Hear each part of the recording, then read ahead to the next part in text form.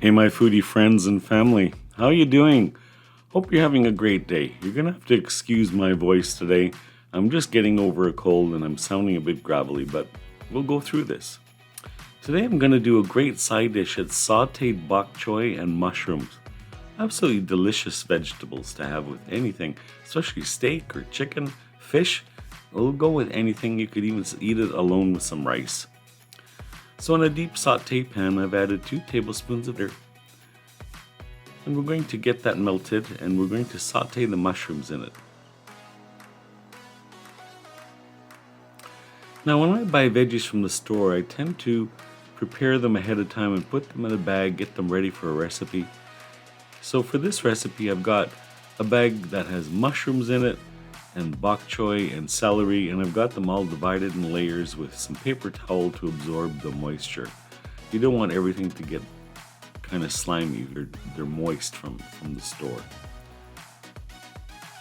So I've got 1 pint of mushrooms that I've quartered.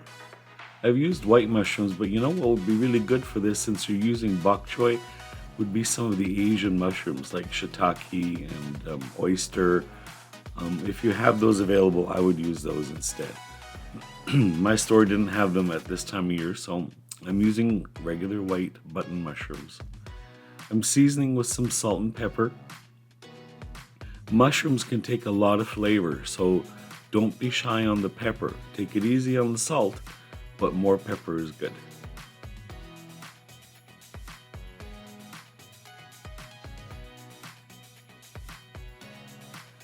I'm adding a dash of Worcestershire sauce, not Worcestershire, it's Worcester. This adds a great kind of earthy flavor to your mushrooms, and it helps with the browning. It makes everything deliciously brown and yummy. So we're sauteing these mushrooms until they get brown. And then we're going to remove them from the pan. I would not cook the bok choy and the mushrooms together because the bok choy will tend to be juicy and make everything soggy. Excuse me. I'm still getting over this cold, so you'll have to pardon me if I cough every now and then.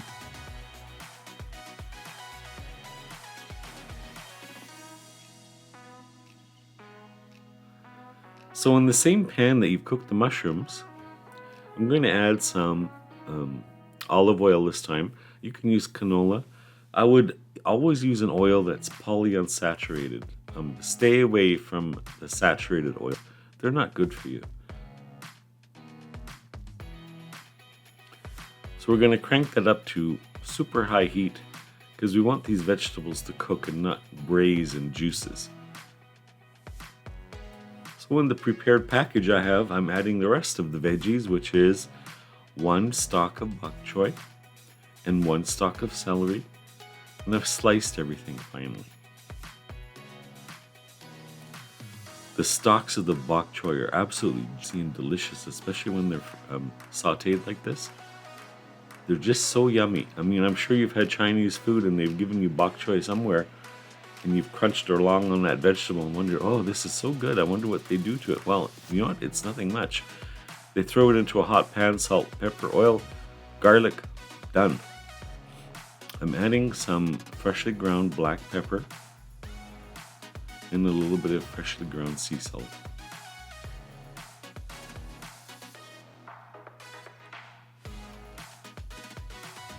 I'm adding a tablespoon of garlic. You'll notice that the flavors for these 2 layers are a little bit different. We don't want everything to taste the same.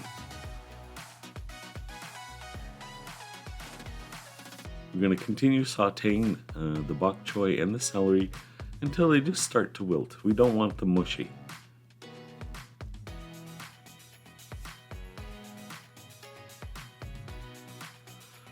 I'll splash of chicken stock. This one happens to have roasted garlic flavor, so even better. But if you want to keep this strictly vegetarian, please use vegetable stock. Or if you don't have it, a glug of water, and even better, a glug of white wine would be good.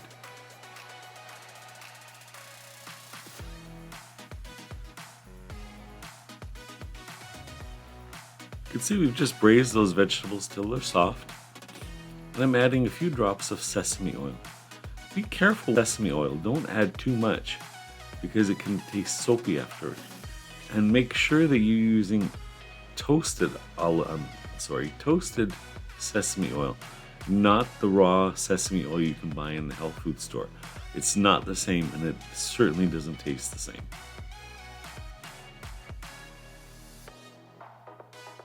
So we're just getting the flavors mixed up. And there's the bok choy and celery in the dish. And I'm returning the sauteed mushrooms on top. And I'm going to add a little bit more freshly ground black pepper. And you have an absolutely delicious side dish to eat with steak, chicken, fish, even eat it on rice. If you liked the recipe, I'd love it if you'd subscribe to the channel. Love to have more foodies here. Thanks for stopping by for some more food that warms your soul and mine. We'll see you next time.